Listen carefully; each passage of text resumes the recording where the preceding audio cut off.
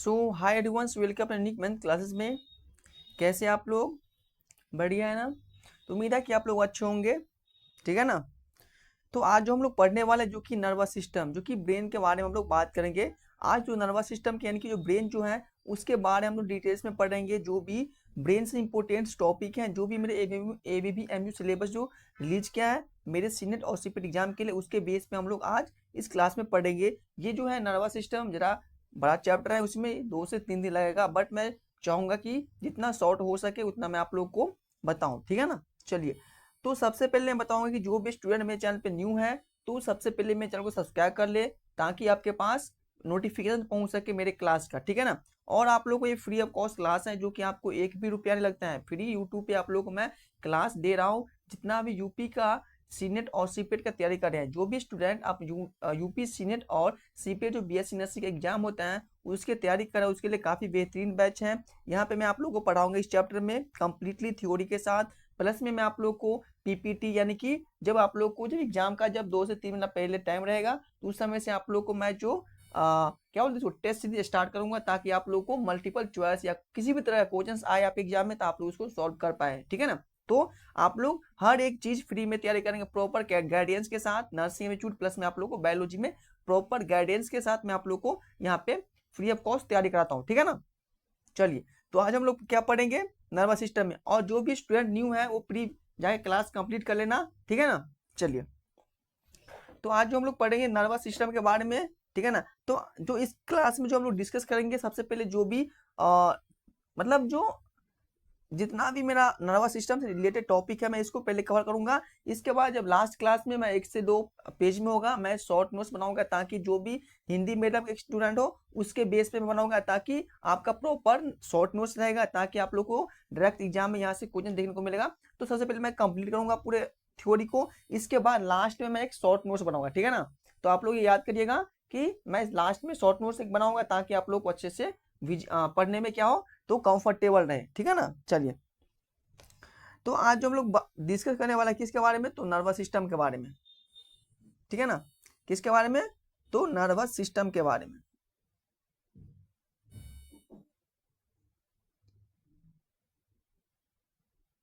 Nervous system. तो आप लोग को पता होगा कि नर्वस सिस्टम किसे कहते हैं? पता होगा ना कि नर्वस सिस्टम क्या होता है?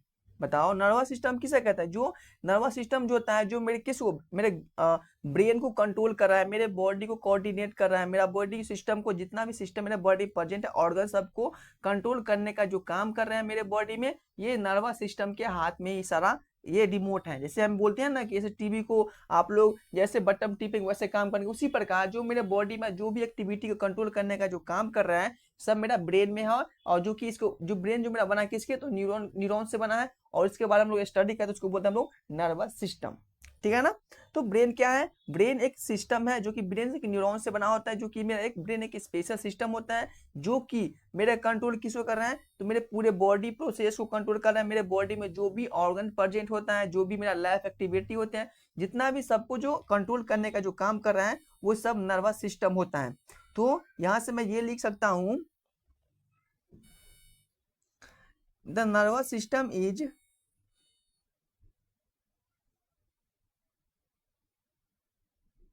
the nervous system is the nervous system is a special system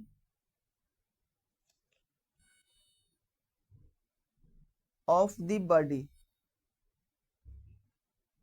because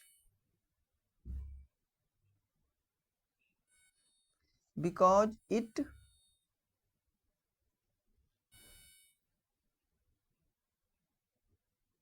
control and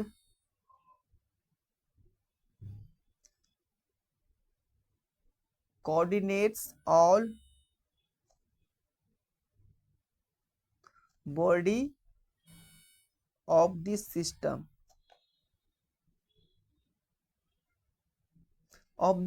यानी कि जो नर्वस सिस्टम है ये एक स्पेशल सिस्टम है, जो कि मेरे बॉडी को, क्योंकि जो मैं कंट्रोल करता है किसको? बॉडी को कंट्रोल करता है, जो भी मेरे कोऑर्डिनेट्स होता है, जो भी मैं हम लोग वर्क कर वर्क करते हैं, सबका जो कंट्रोल करने का रिमोट है मेरे नर्वस सिस्टम के ही हाथ में है, ठीक है ना। किसके हाथ में? तो नर्वस सिस्टम के हाथ में। Next point, the nervous system and the nervous system and nervous system and endocrine system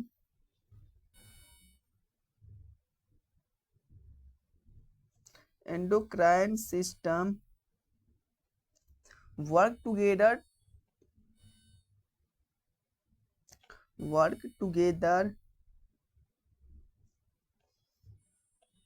to maintains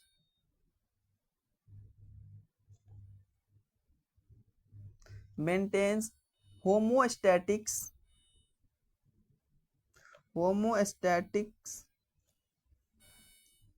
status of the body of the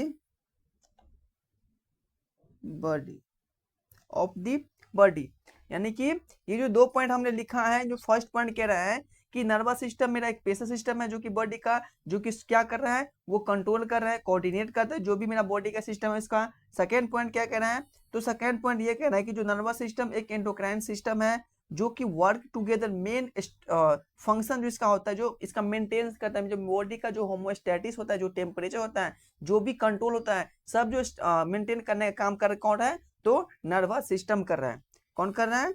nervous system कर रहा है। अगला लिखो, it is maintain internal balance of the body. It is maintain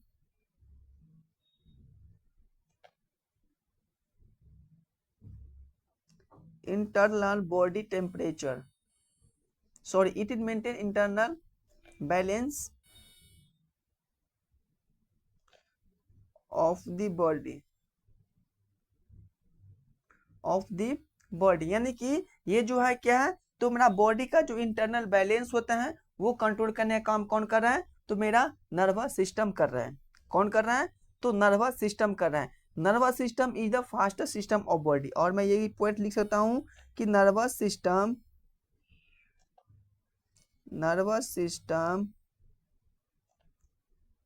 is a faster system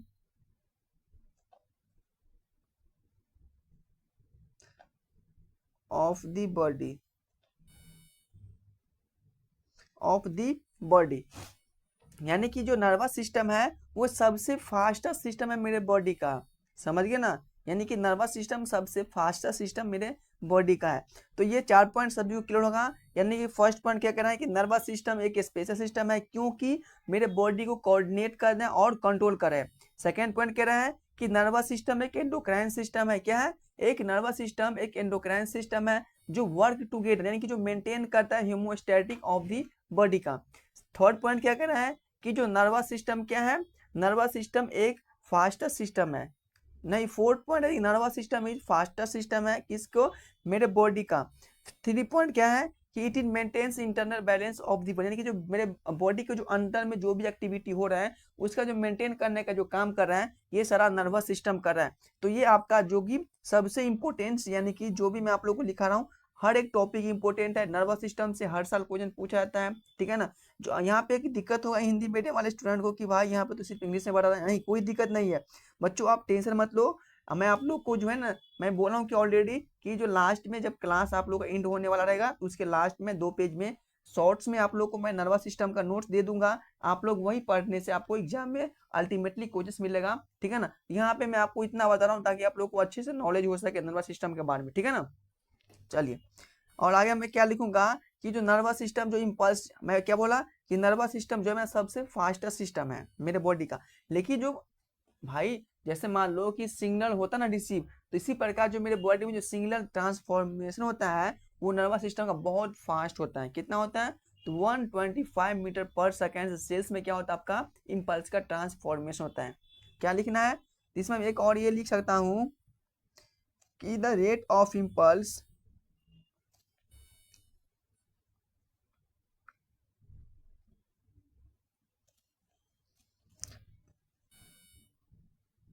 the rate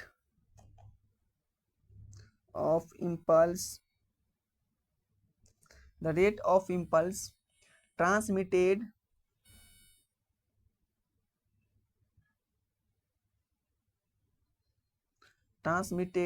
125 meter per second, 125 meter per second cell of the nervous system, cell of the nervous system। यानी कि ये point मेरा क्या कहना है, तो ये जो पॉइंट कह रहा है कि जो मेरे नर्वस सिस्टम में जो भी इम्पल्स ट्रांसफॉर्मेशन होता है, इम्पल्स का मतलब सिग्नल, कोई भी सिग्नल जैसे कि हम लोग देख रहे हैं, तो भाई हम लोग सामने में देख रहे हैं, हमारे सामने में क्या है, तो ब्लैक बोर्ड है, तो आप लोगों के सामने में क्या है, मोबाइल है, तो आप लोग जो देख रहे हैं तो वो आपको ब्रेन में जो सिग्नल पहुंचा रहा है, ये ऐसे मैं लिखा है 125 यानी कि मीटर पर सेकंड यहाँ पे मैं लिखा हूँ, ठीक है ना। तो आपके ब्रेन में तुरंत सिग्नल गया होगा कि ये लिखा है 125 यानी कि 125 मीटर पर सेकेंड से जो इसका जो काम होता है नर्वस सिस्टम, वो इम्पल्स का ट्रांसफॉर्मेशन कर रहा है, यानी कि इम्पल्स का ट्रांसफॉर्मेशन करते करते मेरे ब्रेन तक इतना जल्दी पहुंच जाता है, ठीक है ना। मेरे आंख से हम लोग तो देखें कि यहाँ पे लिखा है क्या, 125 मीटर पर सेकेंड, आपको तुरंत सिग्नल पहुंचे किसके पास, तो ब्रेन के पास, फिर आपको समझ क्या ये यहाँ पे लिखा है कि इम्पल्स ट्रांसफॉर्मेशन, ठीक है ना। चलिए इसके बाद हम लोग बात करें कि जो नर्वस सिस्टम होता है वो कितने सेल से बना होता है, कितने सेल से, तो नर्वस सिस्टम जो बनता है वो आपको 2 सेल से बना होता है। कितने सेल से बना होता है, तो नर्वस सिस्टम आपका 2 सेल से बना होता है, एक होता है न्यूरॉन सेल और एक होता है आपका न्यूरोलॉजिया सेल्स। क्या होता है, एक होता है न्यूरॉन्स और सेकेंड आपका हो जाएगा न्यूरोलॉजिया सेल। तो आप लोग यहाँ से लिखिए कि जो नर्वस सिस्टम जो बना होता है कंसिस्ट ऑफ नर्वस सिस्टम, या the nervous system of consist, ये भी लिख सकते हैं। तो the nervous system, the nervous system of consist of two types of cell, यानी कि जो मेरा नर्वस सिस्टम है मेरा 2 टाइप्स के सेल से बना होता है। कितने टाइप के सेल से बना होता है, तो मेरा नर्वस सिस्टम 2 टाइप्स के सेल से बना होता है। एक कौन सा हो जाएगा भाई, तो एक आपका हो जाएगा neuron cell, neuron cell. Second कौन सा सेल हो जाएगा, सेकेंड आपका हो जाएगा neuroglia, neuroglia cell, neuroglia cell.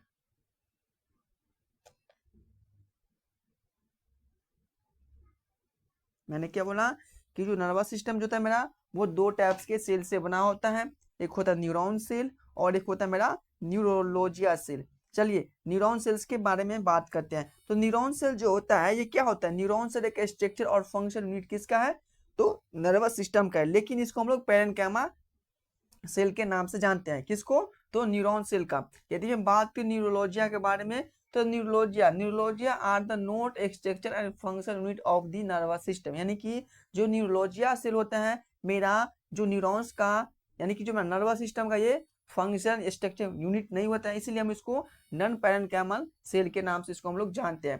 तो इसको बीच में डिफ्रेंसिएशन आप कर लीजिए, इसमें लिख लीजिए फर्स्ट पॉइंट कि neurons is the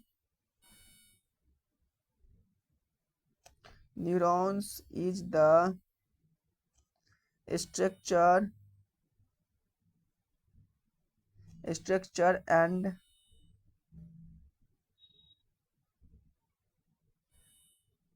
function unit of nervous system,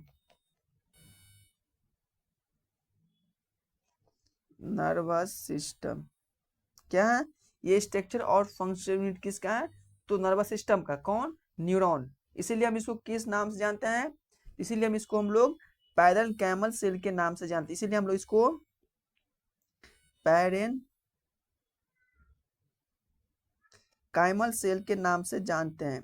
Kaimal cell इसको हम लोग कहते हैं, जो कि मेरा ये नर्वस सिस्टम का पार्ट है, नर्वस सिस्टम, ठीक है ना। यदि मैं बात करूं इसके बारे में न्यूरोलॉजिया को, तो ये क्या है, ये the neuralgia are not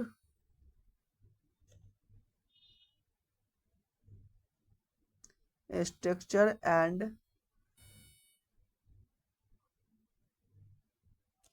functional unit neuron, इसीलिए इसको हम लोग नॉन पैनल कैमल सेल के नाम से जानते हैं। ये क्या मेरा, ये नॉन पैनल कैमल सेल क्या है, तो ये नॉन पैनल कैमल सेल के नाम से किसको हम लोग जानते हैं, तो न्यूरोलॉजिया को हम लोग जानते हैं। ठीक है ना। चलिए अगला लिखिए।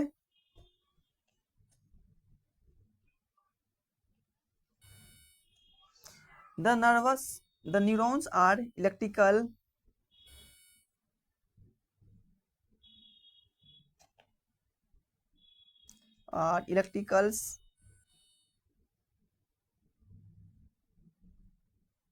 excitable cell of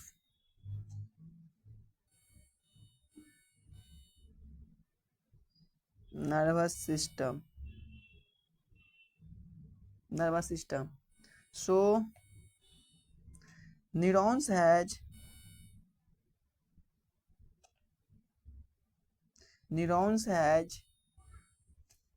the ability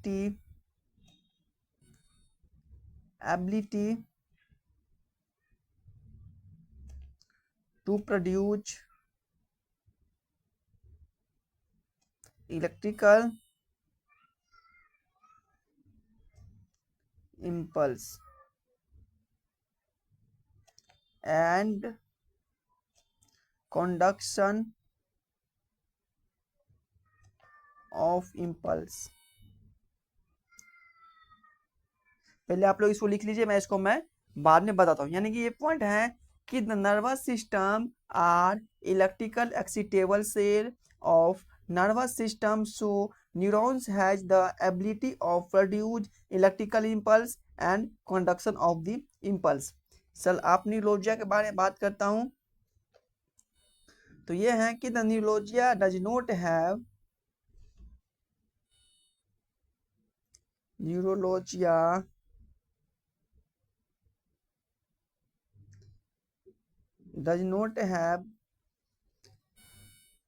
to the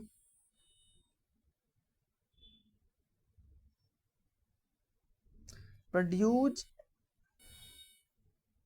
and the conduction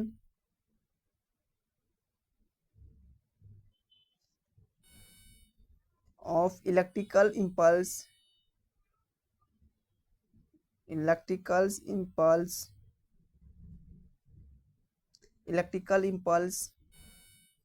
so they are known as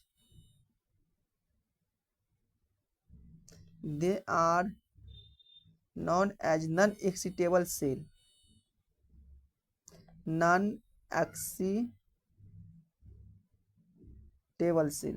यानी कि ये देखिए, अब मैं बता रहा हूँ इस पॉइंट के बारे में क्या कह रहा है। देखिए ये पॉइंट क्या कह रहा है कि the neurons are electrical excitable cell, यानी कि जो न्यूरॉन्स क्या है, ये इलेक्ट्रिकल एक्साइटेबल सेल। इसमें क्या हो रहा है, तो इलेक्ट्रिकल फॉर्म में इंपल्स का क्या हो रहा है, जनरेट हो रहा है। The neurons nervous system has neurons has the ability to produce electrical impulse and conduction of the impulse. यानी कह रहा है कि जिसमें हो रहा है कि जो इस न्यूरॉन्स में आपका जो इंपल्स का क्या हो रहा है, फॉर्मेशन हो रहा है, इंपल्स का ट्रांसफॉर्मेशन हो रहा है, इंपल्स का कंडक्शन हो रहा है। यानी किस में हो रहा है, तो ये न्यूरॉन्स में सब हो रहा है। लेकिन जो इसीलिए अब इसको हम लोग कंडक्शन सेल के नाम से इसको हम लोग जानते हैं। यदि मैं बात करूं न्यूरोलॉजिया के बारे में, तो न्यूरोलॉजिया क्या होता है, neuroglia does not have the produce and conduction of the electrical impulse, so they are known as non excitable cell. यानी कि जो न्यूरोलॉजिया जो होता है, न्यूरोलॉजिया में कोई इलेक्ट्रिकल इंपल्स प्रोड्यूस नहीं होता है, कोई कंडक्शन प्रोड्यूस नहीं होता है, इसीलिए इसको हम लोग नॉन एक्साइटेबल सेल के नाम से इसको हम लोग जानते हैं। तो इज दैट क्लियर सभी को, is that clear this topic, right no. चलिए, तो यानी कि इसमें कह रहा है कि जो भी मेरा न्यूरोलॉजिया में क्या होता है, इसमें कोई इलेक्ट्रिकल इंपल्स ना प्रोड्यूस हो रहा है, ठीक है ना, न कंडक्शन हो रहा है, इसीलिए हम लोग नॉन एक्सिटेबल सेल के नाम से हम लोग न्यूरोलॉजिया को जानते हैं। आप लोग डिफ्रेंसिएशन आप लोग लिखते रहिएगा, बहुत इंपॉर्टेंट है, ठीक है ना। ये सब यदि आप लोग ये पढ़ लेंगे अच्छे से, आप लोग बीएससी नर्सिंग फर्स्ट सेमेस्टर में जाएगा तो नर्वस सिस्टम इतना आप लोगों को दिक्कत नहीं होगा, ठीक है ना। यदि आप लोग इस क्लास को नर्वस सिस्टम को आप लोग अच्छे से पढ़ लेंगे, यदि आप लोग एग्जाम क्लियर करके आप लोग जब एडमिशन लेंगे अच्छे खासे कॉलेज में मिलेगा, तब आप लोग को इस चैप्टर में दिक्कत नहीं होगा। उस टाइप्स में आप लोग को इसमें रेडी कर देता हूँ, इसमें मैं आप लोग इतना अच्छे से पढ़ा देता हूँ कि आप लोग को दिक्कत हो ही ना, ठीक है ना। चलिए नेक्स्ट लिखिए, नेक्स्ट लिखिए, इसी में डिफरेंशिएशन में क्या कह रहा है देखिए कि centrosome is absent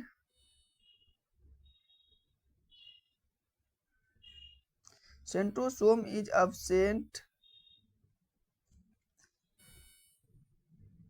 in cell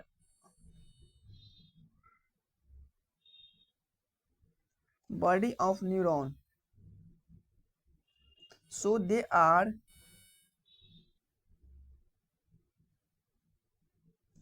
non-mitotic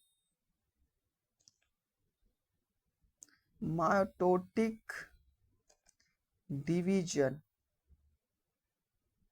non mitotic division. इसमें क्या कह रहा है न्यूरोलॉजिया में, तो the centrosome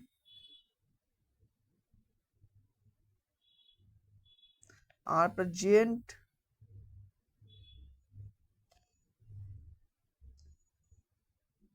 in the cell body,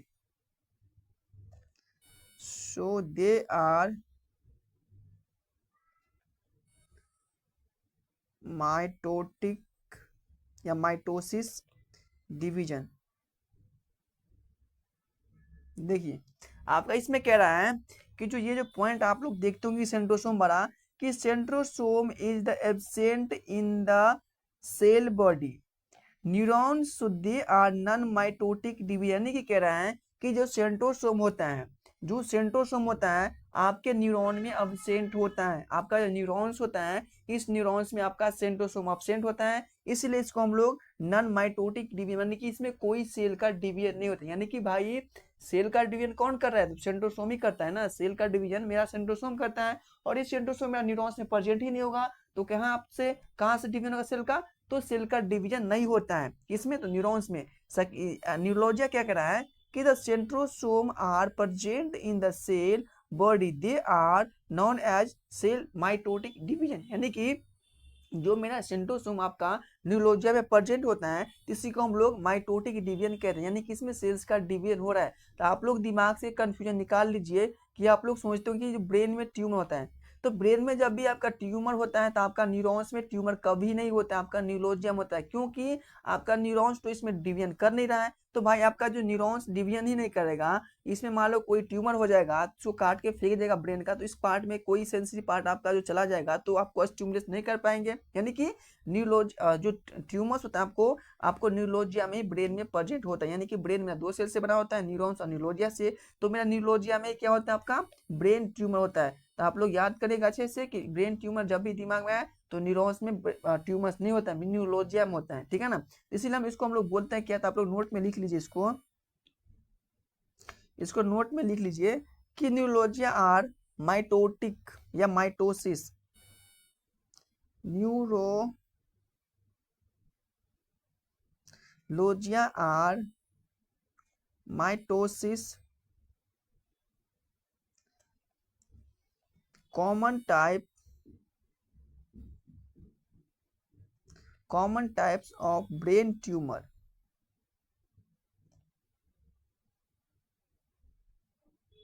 brain tumor is glioma, यानी कि आपका न्यूरोलॉजिया में क्या होता है एक ब्रेन ट्यूमर होता है, इस ब्रेन ट्यूमर को हम लोग क्या बोलते हैं, तो ग्लाइमा ब्रेन ट्यूमर बोलते हैं। इसको याद रखिएगा कि जो ब्रेन ट्यूमर के हम लोग किस नाम से जानते हैं, तो ग्लाइमा होता है, यानी कि जो आपका ब्रेन में ट्यूमर्स होता है इसको हम लोग क्या बोलते हैं, ग्लाइमा बोलते हैं। ग्लाइमा एक ब्रेन ट्यूमर होता है, क्या होता है, तो ग्लाइमा एक आपका ब्रेन ट्यूमर्स होता है। तो बताइए कि सबको यहाँ तक क्लियर हो गया कि मैंने क्या बताया। तो मैंने सबसे पहले बताया कि जो ब्रेन होता है, नर्वस सिस्टम क्या है, नर्वस सिस्टम मेरे बॉडी का सबसे फास्ट सिस्टम होता है, और इसमें क्या होता है तो कंट्रोल करता है मेरा बॉडी को इंटरनल पार्ट को, ठीक है ना, कोऑर्डिनेट करता है। ये सबसे जो नर्वस सिस्टम है 2 सेल से बना होता है, एक न्यूरॉन सेल से और एक न्यूरोलिया सेल से। और न्यूरॉन्स की यदि मैं बात करूं तो न्यूरॉन्स में इलेक्ट्रिकल इंपल्स जनरेट होता है, कंडक्शन होता है, ठीक है ना।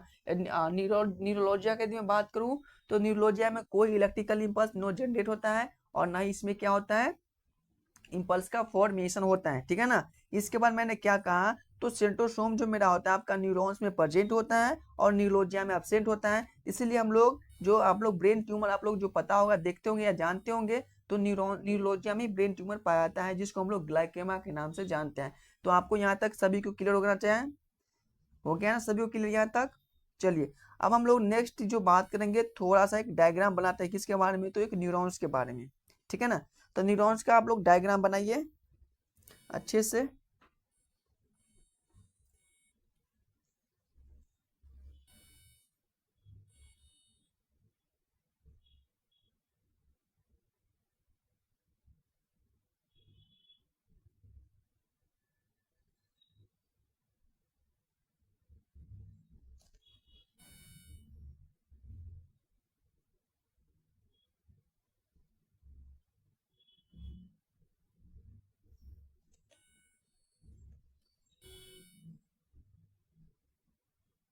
ये आपका न्यूरॉन्स का डायग्राम आप लोग अच्छे से बनाइएगा, ठीक है ना।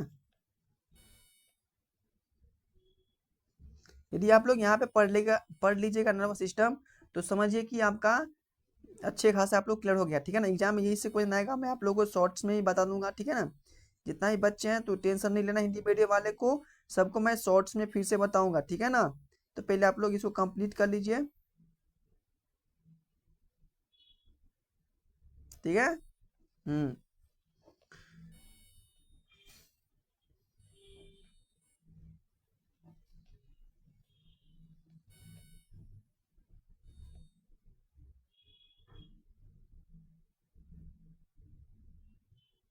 आप लोग पहले इसको ड्रॉ कर लीजिए, फिर मैं आप लोग अच्छे से इसमें बता दूंगा कि कौन कहाँ पे क्या प्रेजेंट होता है, ठीक है ना।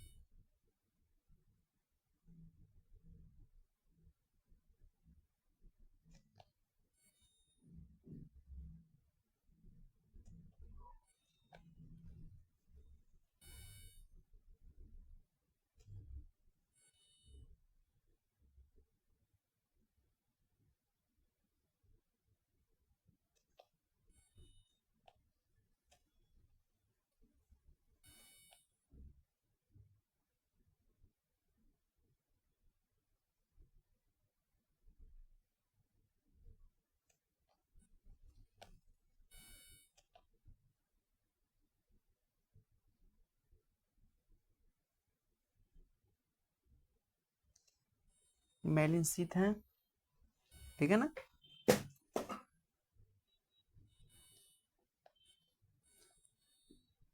ये एक जॉन है, एक जॉन के अंदर में क्या होता है आपका, एक जॉन प्लाज्मा, एक जॉन प्लाज्मा, एक जॉन प्लाज्मा। और दो न्यूरॉन्स के बीच में गैप में क्या प्रेजेंट होता है, तो बताइए क्या होता है प्रेजेंट, बताए ना।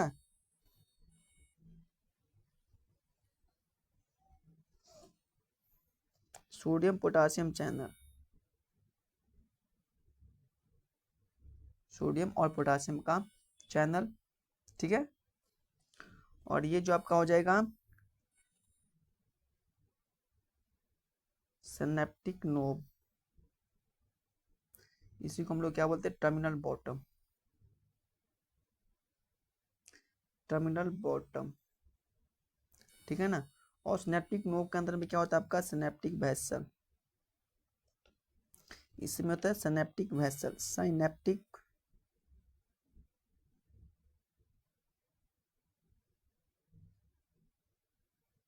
वेसल। तो ये मेरा न्यूरॉन्स का ये डायग्राम है, ठीक है ना। तो जो आप लोग का रियल जो चाहिए इन्फॉर्मेशन मैं इसमें बता दिया हूँ, यानी कि इसमें तो और बहुत चीज होता है, ठीक है ना। इसमें आपको और बहुत चीज आपको देखने को मिला, लेकिन जो आप लोग को चाहिए प्रॉपर मैं आप लोग को बता दिया हूँ, ठीक है ना। Yes one cell. तो देखिए ये आपका न्यूरॉन्स का डायग्राम है, मैं आप लोग यहाँ पे समझाने के लिए मैं यहाँ पे बनाया हूँ, ठीक है ना। तो आप लोग अपना बुक से या अपने जहाँ से भी हो आप लोग सर्च करके अच्छे से इसको बना लीजिएगा। न्यूरॉन्स का डायग्राम गूगल पे सर्च मारेगा, न्यूरॉन्स का डायग्राम यहाँ पे डिफाइन किया हुआ अच्छे से, तो आप लोग को यहाँ से लेकर के आपको बना लेना, ठीक है ना। तो देखिए ये आपका एक न्यूरॉन्स है, और न्यूरॉन्स में आप लोग जो सबसे जो बाहर के पार्ट आप लोग देखते होंगे, यानी कि जो फिंगर लाइक, इसको हम लोग क्या बोलते हैं, तो डेंड्राइट्स बोलते हैं, क्या बोलते हैं, डेंड्राइट बोलते हैं। जो न्यूरॉन्स का जो सबसे अंदर पार्ट आप लोग, एक जो न्यूक्लियस होता है, क्या होता है, एक न्यूक्लियस हो जाएगा। और इसके बाद सेल बॉडी में क्या क्या प्रेजेंट होता है, तो ये सेल बॉडी में आपका हो जाएगा नीजस नीजस ग्रैन्यूल्स हो जाएगा। इसके बाद आपका क्या हो जाएगा, न्यूरोप्लाज्मा हो जाएगा, ठीक है ना। ये सब किस में प्रेजेंट है, आपका सेल बॉडी में। जस्ट सेल बॉडी के नीचे में आप लोग यहाँ पे देखते होंगे एक छोटा सा यहाँ पे बना हुआ है, इसको हम लोग बोलते हैं क्या, तो एक जॉन हेलिकोज बोलते हैं, क्या बोलते हैं, तो एक जॉन हेलिकस इसको हम लोग बोलते हैं। वही एक जॉन हेलिकस में काफी मैक्सिमम मतलब यहाँ पे नीजस ग्रैन्यूल प्रेजेंट होता है, जो कि यहाँ पे आपका प्रोटीन का सिंथेसिस करता है, ठीक है ना। चलिए इसके बाद जस्ट आपका एक जॉन हेलिकोज के नीचे आपका क्या हो जाएगा, तो इनिशियल सेगमेंट। और इसी इनिशियल सेगमेंट को हम लोग ट्रिगर ट्रिगर जोन के नाम से हम लोग जानते हैं, किस नाम से, तो ट्रिगर जोन के नाम से किसको हम लोग जानते हैं, तो इनिशियल सेगमेंट को हम लोग जानते हैं। इसके बाद ये सबसे लॉन्गेस्ट पार्ट आप लोग देख रहे होंगे, इसको बोलते हैं एक जॉन। और एक जॉन के अंदर में क्या होता है आपका प्रोजेक्ट, आपका एक जॉन प्लाज्मा। एक जॉन के अंदर में क्या होता है, तो एक जॉन प्लाज्मा। और और इसके बाद जो आपस आपस में आप लोग देख रहे होंगे फोर लाइक स्ट्रक्चर जब बना हुआ है, यानी कि इसको हम लोग बोलते हैं क्या, माइलिन शीथ। ये क्या आपका, तो ये जो आपका हो जाएगा माइलिन शीथ। और दो माइलिन शीथ के बीच में क्या प्रेजेंट होता है आपको, सोडियम और पोटासियम का चैनल। और इसी के बीच में होता है आपका नोड ऑफ रेनवियर भी प्रेजेंट होता है। और नोड यानी कि दो माइलिन शीथ के गैप के बीच में क्या प्रेजेंट होता है आपका, नोड ऑफ रेनवियर। और नोड ऑफ रेनवियर के जो भी बीच में जो भी गैप होता है उससे होता है आपका सोडियम और पोटासियम का चैनल प्रेजेंट होता है। तो आप लोग को यहाँ पे एक क्वेश्चन आता होगा कि भाई यहाँ पे सोडियम और पोटासियम का चैनल क्यों प्रेजेंट है, तो मैं इसके बारे में आगे डिटेल्स में डिस्कस करूंगा, ठीक है ना। इसके बाद क्या हो जाएगा, तो एक जॉन का जो भी पार्ट डिवाइड होता है उसको बोलते हैं हम लोग साइनेप्टिक नोब, क्या बोलते हैं, सिनेप्टिक नोब, या इसी को बोलते हैं हम लोग सिनेप्टिक बॉटम भी बोलते हैं। और इस सिनेप्टिक नोब के अंदर में जो कि आपका क्या होता है, आपका ब्लड वेसल भी प्रेजेंट होता है। देखिए यहाँ पे मैं लगा दिया हूँ, यानी कि सिनेप्टिक नोब के अंदर में आपका सिनेप्टिक वेसल होता है। इसमें क्या होता है, केमिकल जो फील होता है, ताकि अदर न्यूरॉन्स को ये इम्पल्स को ट्रांसफॉर्मेशन करने में इसका काम होता है, ठीक है ना।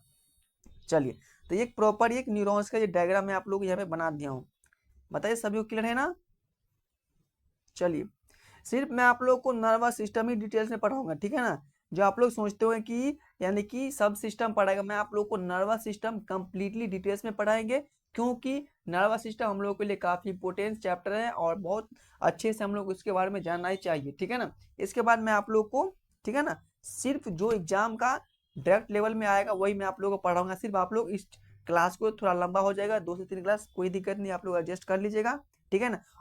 और न्यूरॉन्स में यानी कि नर्वस सिस्टम में भी आप लोगों को न्यूरॉन्स के बारे में शॉर्ट नोट्स बनाऊंगा, एक पेज का होगा कंप्लीटली। इसमें आप लोगों को यहीं से क्वेश्चन आएगा, मैं यहाँ पे बता दूंगा कि यहाँ से क्वेश्चन आएगा, मैं लिख दूंगा, ठीक है ना। चलिए तो आप लोगों को बताइए कि न्यूरॉन्स का जो डायग्राम आप लोग बना लिए होंगे सभी कोई, ठीक है ना। चलिए नेक्स्ट, तो मैंने क्या बात किया न्यूरॉन्स के बारे में। अब हम यहाँ पे बात करेंगे जो न्यूरॉन्स होता है वो कितने पार्ट में डिवाइड होता है। न्यूरॉन्स होता है वो कितने पार्ट में डिवाइड होता है। The neuron the neurons divided 3 part, यानी कि जो न्यूरॉन है वो 3 पार्ट में डिवाइड है। कौन कौन सा हो जाएगा, तो फर्स्ट तो आपका हो जाएगा सेल बॉडी,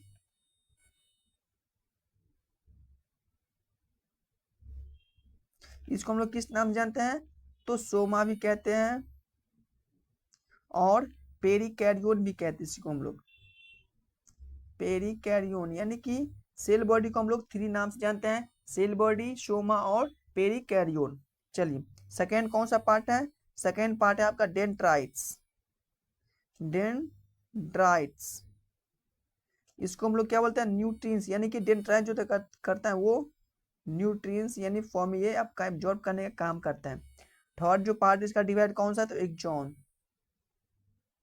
कौन है? एक्सॉन। यानी कि जो न्यूरॉन्स है वो 3 पार्ट्स में डिवाइड है। याद कीजिए मैंने यहाँ पे बनाया था न्यूरॉन्स में, देखिए ऐसे करके, ये मेरा एक न्यूरॉन्स था, मान लीजिए कि न्यूरॉन है, ठीक है ना।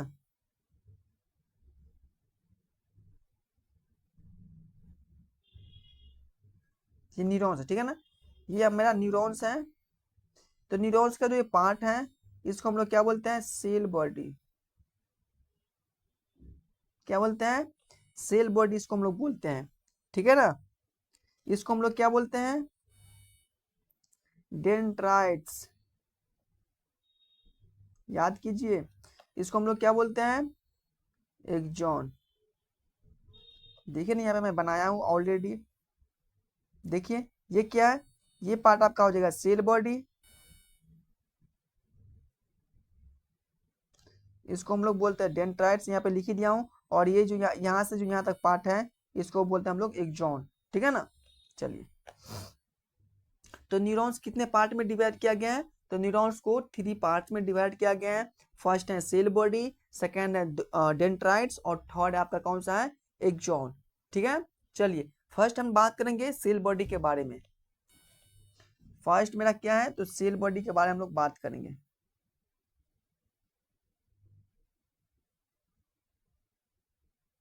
सेल बॉडी देखिए, सेल बॉडी क्या है? सेल बॉडी ये सबसे लॉन्गेस्ट पार्ट है न्यूरॉन्स का, जो कि स्फेरिकल शेप का होता है। यदि मैं इसका मेजरमेंट की बात करूं तो वो 4 से 100 माइक्रोमीटर्स का होता है। सेल बॉडी क्या होता है? वो जस्ट लाइक जनरल क्या होता है? जनरल सेल बॉडी, जबकि एक सेक्टर में वेरिएशन होता है। और जो centrosome is absent of the we in cannot divided in this cell, this is called as cell body. यानी कि सेल बॉडी में कोई सेंट्रोसोम प्रेजेंट नहीं होता है, क्योंकि यहाँ पे कोई डिवीजन इसीलिए नहीं होता है, ठीक है ना। इसीलिए ये मेरा कि कोई डिवीजन आपको देखने को नहीं मिलता है न्यूरॉन्स में। तो यहाँ पे मैं लिख सकता हूँ कि it is largest part of the neuron. It is largest part of neuron, यानी कि ये न्यूरॉन का सबसे लार्जेस्ट पार्ट होता है। इसका शेप कैसे होता है? तो इट इज स्पेरिकल शेप।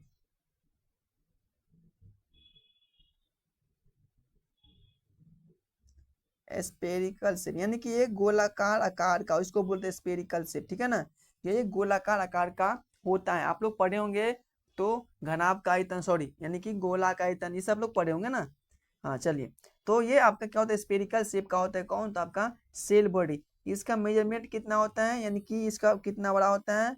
तो इट इज मेजरमेंट अबाउट, इसका मेजरमेंट लिख लीजिए, measured about 4 to 100 micrometer.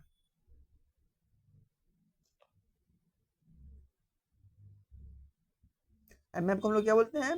Micrometres. MM को हम लोग माइक्रोमीटर्स के नाम से जानते हैं। तो मैंने क्या कहा?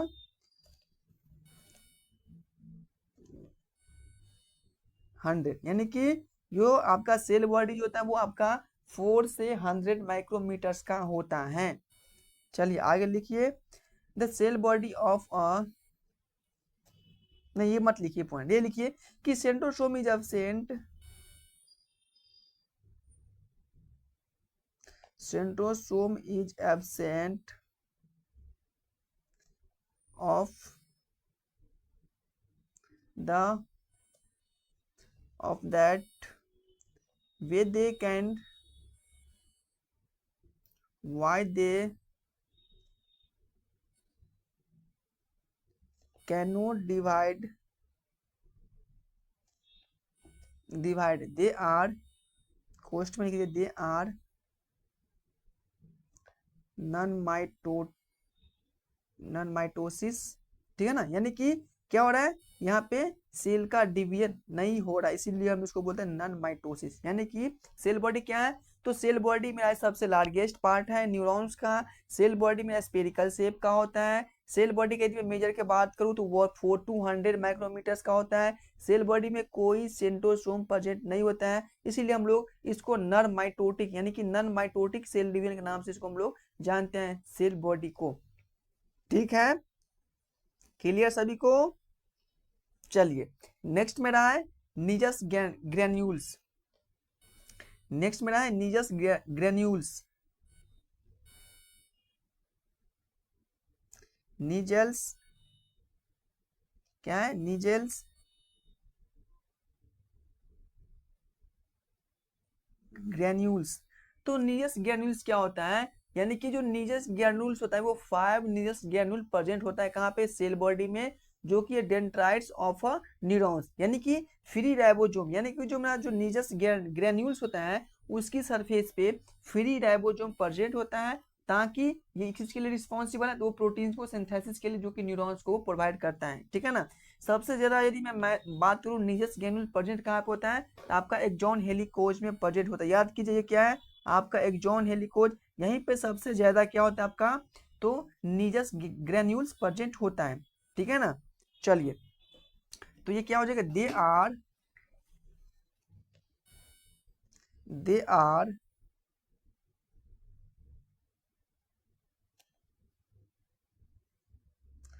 5 granules, there are 5 granules which are present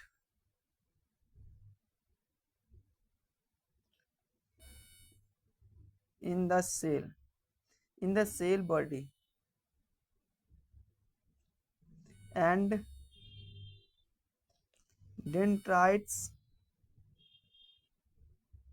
dendrites of a neurons। ठीक है ना।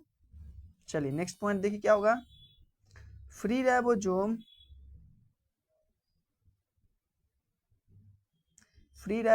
Are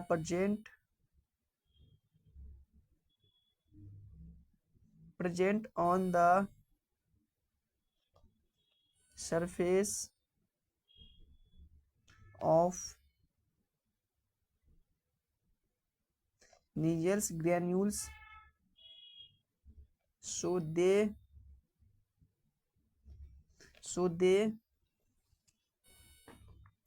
are responsible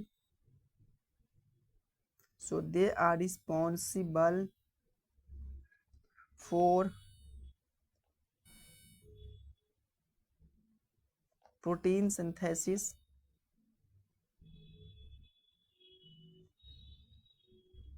of neuron। Next point, the maximum number of Nigel's granules, the maximum numbers of Nigel's granules are present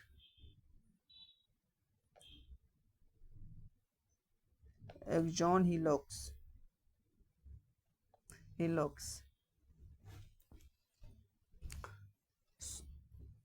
so maximum protein synthesis of Nigel's granules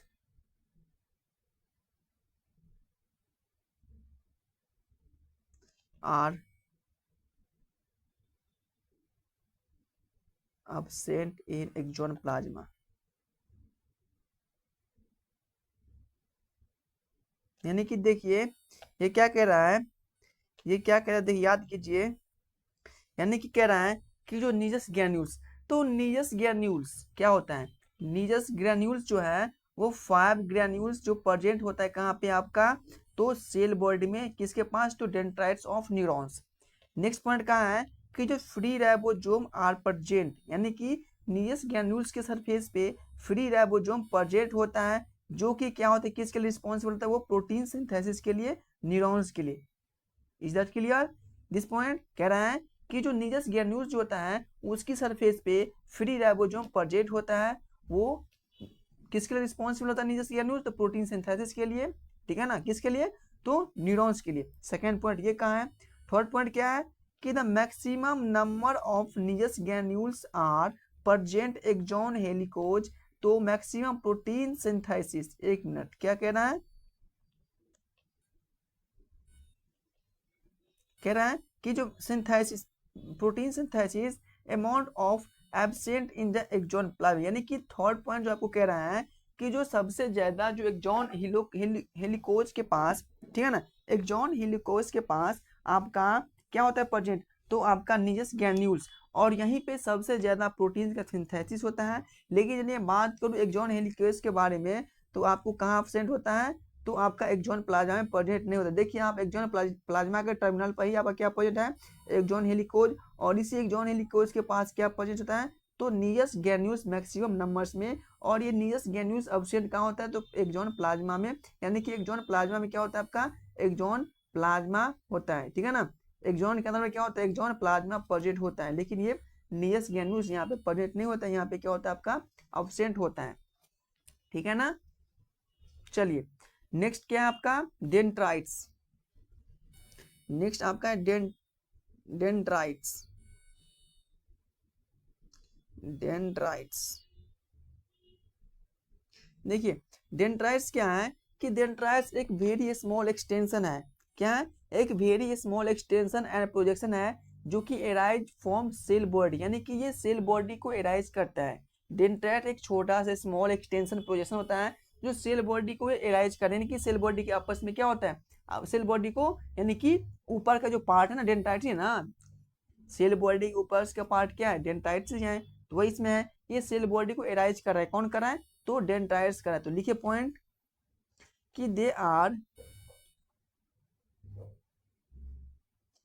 very small extension. देखिए मेरा writing ऐसा अच्छा नहीं है, तो आप लोग सुनते भी हैं, मैं बोल रहा हूँ तो आप लोग सुनते होंगे, तो आप लोग इसको अच्छे से लिख सकते हैं, ठीक है ना। चलिए small extension and projection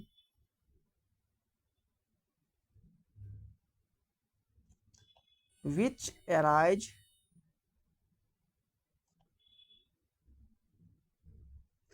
arise from the cell body, ठीक है ना। देखिए चलिए, तो देखिए आप लोग यहाँ पे क्या कर रहे हैं, तो फ्री ऑफ कॉस्ट पढ़ रहे हैं, ठीक है ना। तो मैं एक बात बता रहा हूँ कि फ्री का जो भी आप लोग कोई भी चीज लेते हैं, इसको आप लोग इसको अहमियत नहीं करते हैं, राइट, यानी कि आपको फ्री में कोई भी चीज देगा तो इसको आप लोग अहमियत नहीं समझते, लेकिन इसी चीज को आप लोग पैसा लगा कर लेते हैं तो बहुत इसको इज्जत देते। फॉर एग्जाम्पल यदि मैं बताऊं, तो आप लोग को यदि शादी ब्याह होगा कभी भी, तो आप लोग को दहेज में बैग मिलेगा, ठीक है ना, तो उस बैग को आप लोग इतना कनेठी दीजिएगा ना कि वो 10 ही दिन में भंगट जाएगा, लेकिन अपने जेब से जब पैसा लगा के लीजिएगा बैग, तो इसको आप लोग 2 मिनट में पॉलिश कीजिएगा, ठीक है ना, समझ गए ना। तो वही बात, फर्क किसका है, पैसा का है। तो आप लोग वही कंटेंट जाके पढ़िएगा कहाँ पे, तो प्लेटफॉर्म पे पैसा लेगा, 2000 1000 जो भी ले आपको प्लेटफॉर्म पर लेगा, सिर्फ वही कंटेंट आप सभी को प्रोवाइड कराएगा, ना कि अगर, यानी कि भाई ब्रेन तो वही पढ़ाएगा ना, कि आपको बकरी का ब्रेन पर, ब्रेन तो वही होगा, ब्रेन की जगह पे ये तो नहीं किडनी घुसेड़ देगा इस टॉपिक में, ब्रेन नहीं पढ़ाएगा। तो आप जहाँ भी पढ़िए सेम वही आपको कंटेंट प्रोवाइड करा जाएगा, लेकिन आपको यहाँ पे डिफरेंस होगा, ठीक है ना। क्या डिफरेंट होगा, पैसा आप दिए हैं, यहाँ पे आप लोग अच्छे से पढ़ें, क्योंकि आप लोग को दिमाग में ये आएगा कि मेरे माँ बाप का पैसा लगा है, मेरे मम्मी पापा का पैसा लगा है, हमें पढ़ना है। लेकिन यही बात मैं यहाँ पे फ्री ऑफ कॉस्ट पढ़ा रहा हूँ, तो आप लोग को यहाँ पे अच्छे अहमियत नहीं रहेगा, कुछ ऐसा बच्चा होता है इसमें है, ठीक है ना। तो बेटा आप लोग सुधर जाइए, आप लोग अच्छे से पढ़िए, ठीक है ना। मैं आप लोग को ये इतना अच्छा से पढ़ा रहा हूँ, इतना प्रॉपर नोट्स दे रहा हूँ हैंड रिटर्न्स के साथ, प्रॉपर मैं आप लोग को पीपीटी के फॉर्म में पढ़ा रहा हूँ, तो पर भी आप लोगों को दिक्कत है, फ्री ऑफ कॉस्ट पढ़ा रहा हूँ, कोई दिक्कत नहीं है, ठीक है ना। चलिए तो आप लोग इसको अहमियत दीजिए। जिस दिन आपको इस प्लेटफॉर्म से आप लोग पढ़ के अच्छे से अहमियत के साथ पढ़ेंगे, समझेंगे कि मेरा वही मैं यहाँ पे पे किया हूँ, समझिए कि मैं यहीं पे पैसा दे के पढ़ रहा हूँ, तब आप लोग पढ़िए और अच्छे से पढ़िए। मैं गारंटी के साथ कहता हूँ कि यदि आपको नर्सिंग या बायोलॉजी में एक भी क्वेश्चन छूट गया तो फिर हमको आपको बताना है, ठीक है ना। चलिए, इसलिए आप लोग अच्छे से पढ़िए, मन लगा के पढ़िए। चलिए, मैंने क्या बात कर डेंटाइल्स के बारे में, तो मैंने क्या कि डेंटाइल्स एक स्मॉल एक्सटेंशन और प्रोजेक्शन होता है जो कि ये सेल बॉडी को एराइज करता है, ठीक है ना। देखिए सेकेंड पॉइंट क्या है, तो सेकेंड पॉइंट क्या है कि the number of dendrites can be the number of dendrites the number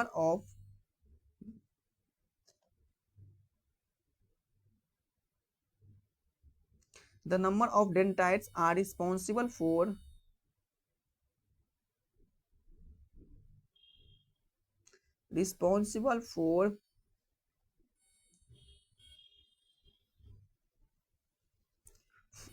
नहीं, एक मिनट रुकिए, मैंने क्या बोल दिया, दिमाग में आ गया ये बैक वाला शादी वाला।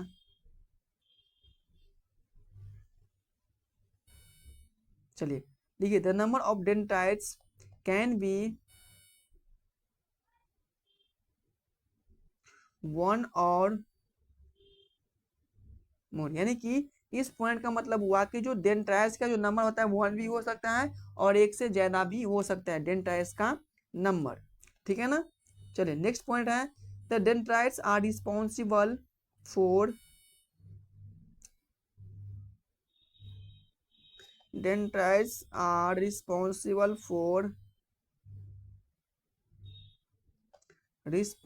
For formation of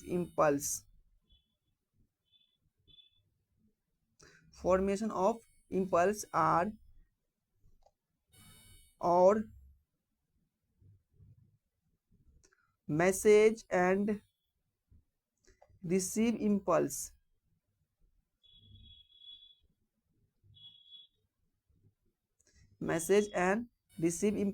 in a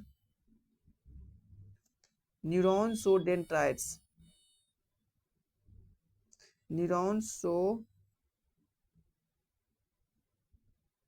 dendrites are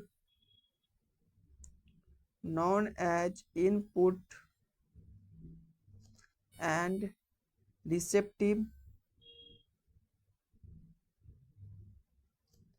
process of a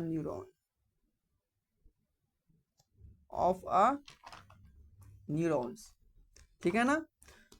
तो बताइए कि ये थर्ड पॉइंट आप लोग समझे क्या लिखा है, यानी कि जो लास्ट पॉइंट मैंने लिखा हूँ डेंड्राइट्स के बारे में कह रहा है कि dendrites are the responsible for formation of impulse, यानी कि डेंड्राइट्स किसके लिए रिस्पॉन्सिबल होता है, डेंड्राइट्स किसके लिए रिस्पॉन्सिबल है, तो इम्पल्स बनाने के लिए, कि इम्पल्स फॉर्मेशन के लिए, इम्पल्स फॉर्मेशन मतलब कोई चीज को बनाना, ठीक है ना। वो इम्पल्स बनाने के लिए कौन रिस्पॉन्सिबल है, तो डेंड्राइट्स होता है, जो कि मैसेज क्या कहता है वो रिसीव भी करता है और मैसेज को वो पहुंचाता भी है, ठीक है ना, वन न्यूरॉन से सेकेंड न्यूरॉन्स पे। इसके बारे में कह रहा है कि डेंड्राइट्स और known as input and receptive process, यानी कि डेंड्राइट्स क्या है, एक इनपुट और रिसेप्टिक प्रोसेस होता है, ठीक है ना। आप लोग को इसी पे मैं डेंड्राइट्स पे ही आज मैं कंप्लीट करूंगा टॉपिक। आप एक छोटा सा डायग्राम बना लीजिए डेंड्राइट्स का, ठीक है ना। इस सिग्नल कैसे रिसीव कर उसके बारे में बता देता हूँ, इसके बाद मैं यहीं पे क्लास आज इन करूंगा, ठीक है ना। इसके बाद मैं नेक्स्ट पढ़ूंगा एक्सॉन के बारे में, ठीक है ना। चलिए, तो आप लोग यहाँ पर लिख लीजिए डेंड्राइट्स, थोड़ा मैं इसको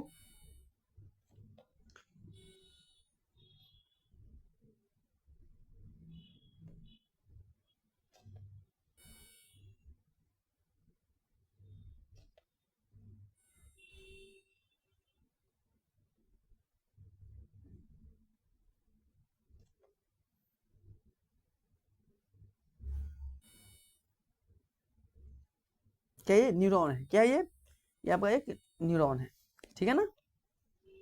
चलिए, तो डेंड्राइट्स का मैं काम बता रहा हूँ यहाँ पे, ठीक है ना, ध्यान से देखिएगा।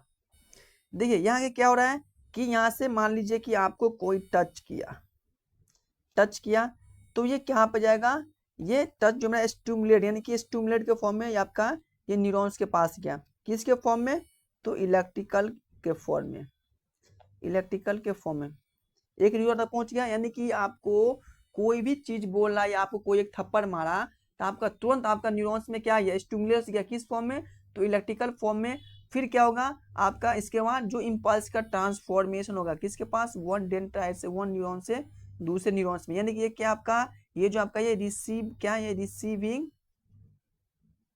इम्पल्स है, इम्पल्स को रिसीव कर रहा है। क्या कर रहा है वो, इम्पल्स को रिसीव कर रहा है। और इसमें क्या होता है, इसमें जो प्रेजेंट होते हैं आपका न्यूरो ट्रांसमीटर,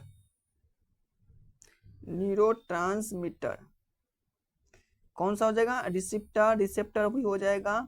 इसको किस फॉर्म में रिलीज होता है, किस फॉर्म में, तो केमिकल के फॉर्म में, केमिकल फॉर्म में वो रिलीज होता है। यानी कि मैंने कहा क्या कि जो एक न्यूरॉन्स है, यानी कि मान लीजिए कि आपको कोई एक थप्पड़ मारा, ये थप्पड़ जो आपके जो, मैं ये प्रोसेस बता रहा हूँ कि आपका जो माइंड में कोई भी चीज कैसे पता चलता है कि भाई उसने मुझे मारा, उसने मुझे पीटा, उसने यहाँ पे मेरा हाथ पक गया, मैंने तेल छू रखे थे, ठीक है ना, मैं यहाँ पे गिर गया। यानी कि ये इम्पल्स का ट्रांसफॉर्मेशन कितने फर्स्ट हो रहा है, तो 125 मीटर पर सेकेंड हो रहा है। मैं आप लोग को बोल चुका हूँ, और ये मेरे ब्रेन तक पहुंच रहा है, तभी हम लोग को ये होता है कि मुझे ये फील हुआ है। ना कि यदि आपका ब्रेन ही डेड हो जाएगा, आपको कोई भी कार्ड पाए उससे कोई फर्क नहीं पड़ने वाला, ठीक है ना। चलिए, तो मैंने क्या किया कि जब आपको कोई मान लीजिए कि आपका हाथ पक गया, तो आपके हाथ पे कोई गर्म चीज कोई दे दिया, तो आपके तुरंत सेंसरिंग एरिया, यानी कि आपका तुरंत न्यूरॉन्स क्या करेगा, वो आपका इम्पल्स का ट्रांसफॉर्मेशन करेगा, वन न्यूरॉन से दो न्यूरॉन्स, दो से सेकेंड, सेकेंड से थर्ड, यानी कि ये आपको ब्रेन तक पहुंचाएगा। इसके बाद आपको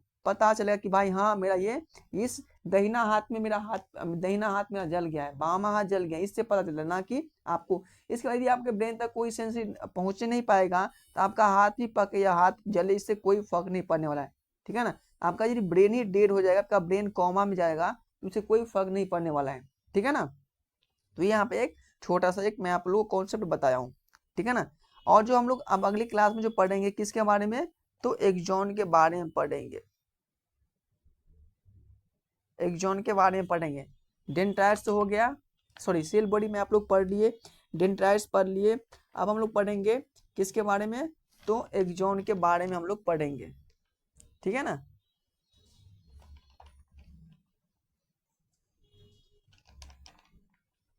तो बताइए कि आज की क्लास में आप लोग को कोई ऐसा टॉपिक जो समझ नहीं आया होगा, तो उसको आप लोग को कमेंट में बताना है कि मुझे ये टॉपिक समझ नहीं आया है। मैं इस टॉपिक को सेकेंड क्लास में रिपीट करूंगा अच्छे से, ठीक है ना।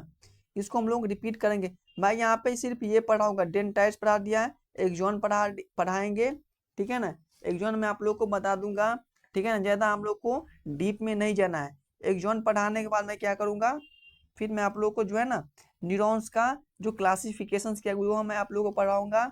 इसके न्यूरॉन्स के बाद, इसके बाद हम लोग मैं आप लोग को पढ़ाऊंगा आपका जो ब्रेन के जो कि सेंट्रल नर्वस सिस्टम सब के बारे में पढ़ाऊंगा। देखते हैं, ठीक है ना, देखते हैं पढ़ाने के समय। चलिए, तो जो मैं आप लोग को पढ़ाया हूँ सभी को क्लियर होगा ना।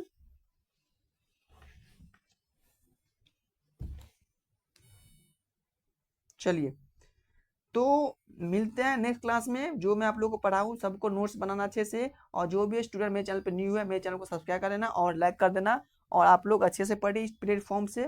मैं आप लोग को कंप्लीट नर्सिंग इंस्टीट्यूट प्लस में बायोलॉजी का आपका प्रोवाइड करूंगा क्वेश्चंस, ठीक है ना। चलिए, तो मिलते हैं नेक्स्ट वीडियो में, तो पहले bye bye, take care, okay.